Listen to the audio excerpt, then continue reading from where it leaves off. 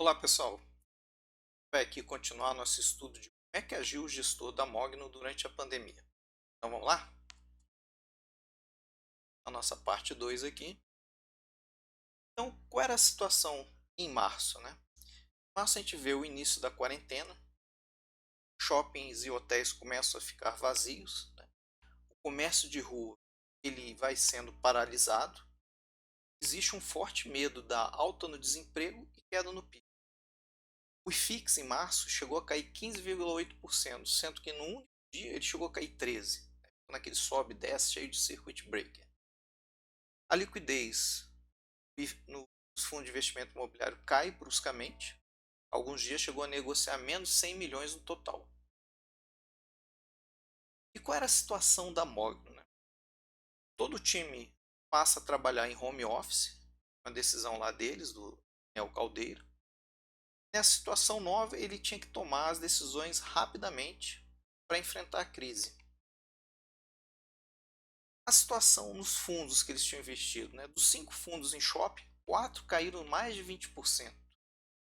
E de 15 ativos de outros segmentos, né, eles caíram mais de 10%. A situação não estava nada fácil. E além disso, para piorar a situação, né, o fundo não tinha caixa. Então, quando eles percebem aquela crise em fevereiro, o que a Mogno faz? Ela vende os ativos que ela tinha em lucro, né, que era o Teboff, como a gente falou no vídeo passado lá, que tinha vendido o imóvel, o Vilg, eles tinham um ganho expressivo, e ainda venderam o KNCR, que é usado como caixa, né, para ter um pouquinho mais de ganho que se deixasse o dinheiro aplicado em fundos de renda fixa, né? E com isso eles conseguiram juntar em torno de 5% do patrimônio líquido dele dinheiro e assim alocar. Qual foi a estratégia desde naquele momento inicial? Eles pegaram os ativos que eles consideram baratos e compraram. Então você vê um aumento na parte do ganho de capital, passando de 73% para 77% e uma diminuição correspondente na parte de renda, caindo de 26% para 22%. E com isso eles alocam todo esse caixa inicial que eles conseguiram. Além disso, eles tentam sair um pouco da parte de shopping e varejo, que era a grande promessa do ano. Eles estavam com 21% de alocação desse segmento e cai para 19%. Então, essa era a fase inicial da preparação deles para a crise. Eles não achavam naquele momento que isso iria durar muito tempo. Chega em março, eles percebem que a crise vai ser maior do que aquilo que eles estavam imaginando. Então a Mogno vende fundos de CRIs antes que eles desabassem mais, né, e faz um bom giro de carteira, apesar da pouca liquidez no mercado. Então eles conseguiram vender 51,6 milhões, corresponde a 7,5% do patrimônio líquido, e compraram 46 milhões, concentrando em ativos corporativos. Por que isso? Eles estavam agora vendo que a crise ia demorar mais, estavam tentando começar a engatilhar para a área de renda, sair um pouco do ganho de capital, que talvez eles não tivessem se a crise prolongasse muito, e migrar para a área de renda. Então há uma mudança aí de estratégia. Então, até esse momento, quais eram as estratégias usadas pela Mogno? Primeiro, né, falou, eles venderam os ativos inicialmente que ainda tinham lucro para fazer caixa, alocaram esse dinheiro para mais ganho de capital. Essa estratégia se mostrou falha, somente porque a crise aparentemente em março eles já perceberam que iria durar mais do que o esperado. Então eles vendem os ativos que eles tinham pouco prejuízo, estavam só sem lucro mesmo, e compram ativos alinhados a essa nova estratégia. Qual era essa nova estratégia? Então, eles alteram a área de atuação deles para tentar focar em ativos geradores de renda. E aqui no quadro a gente vê claramente essa migração de estratégia. Em abril eles estão com 77% em ganho de capital e 22% só em renda.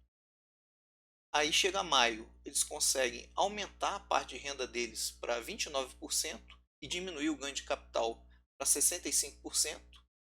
Em junho eles continuam esse movimento, sendo que eles fizeram aí uma emissão e conseguiram arrecadar dinheiro, que ajudou a mudar essa estratégia.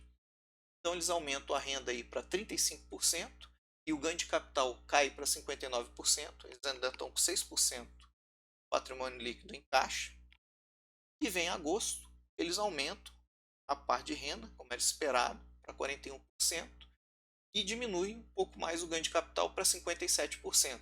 Ainda estão com 2% em caixa, né? Ou seja, de abril para agosto eles saem de 77% de ganho de capital total da estratégia deles para 57%. Eles diminuem 20% essa parte da estratégia. Então a gente vê uma nova orientação na Mogno para tentar enfrentar a crise. E a gente verifica na distribuição dos resultados que a situação realmente era bem grave, não estava fácil para eles, né? Como a gente percebeu, pelo início da crise, ela atinge realmente cheio a Mogno. Eles não tinham, pensavam que o ano ia ser excelente, como todo mundo, e se alinharam para fazer isso, um ganho de capital no ano. A princípio, não fosse a crise do Covid, esperado que a gente ia ter um momento de expansão, um excelente ano para o varejo, shoppings principalmente, e o Covid pega em cheio o fundo, né, quando eles já tinham se alinhado para fazer esse ganho de capital, e quando eles percebem a crise, dá para fazer muito pouco para desfazer essa área e migrar para a área de renda. Então o que a gente vê? Se a gente olhar a distribuição, resultado, a gente vê que o resultado, em geral, é sempre muito maior do que a parte de distribuição do fundo, né? Com exceção aí do segundo trimestre de 2018, que deu uma pequena diferençazinha, mas olhem os dois últimos trimestres, né? No segundo trimestre de 2020, eles arrecadam R$ 1,22 por cota, distribuem R$ 1,82, ou seja, eles estão queimando gordura para tentar amenizar a situação para o cotista. No trimestre seguinte, a crise piora ainda, eles arrecadam 50 centavos por cota e distribuem um pouquinho mais que o dobro, R$ 1,06. Então, o que a gente vê aqui? Uma outra parte da estratégia do gestor. Ele tem ainda um ganho não distribuído e ele usa nesse momento de crise para tentar suavizar o problema para o cotista. Quais são as lições aqui que a gente aprende com o gestor, né? No primeiro vídeo a gente aprendeu 2 lições valiosas, né? E aqui a gente vê mais 3 importantes.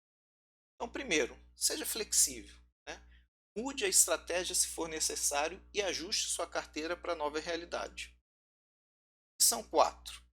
Não seja o mais corajoso durante a crise, né? Você vê que mesmo o gestor profissional da Mogno lá, ele optou por aumentar seu percentual destinado à renda. Então ele abandona o mais rápido que ele pode na carteira dele os ativos que estavam voltados para ganho de capital e se adapta a isso.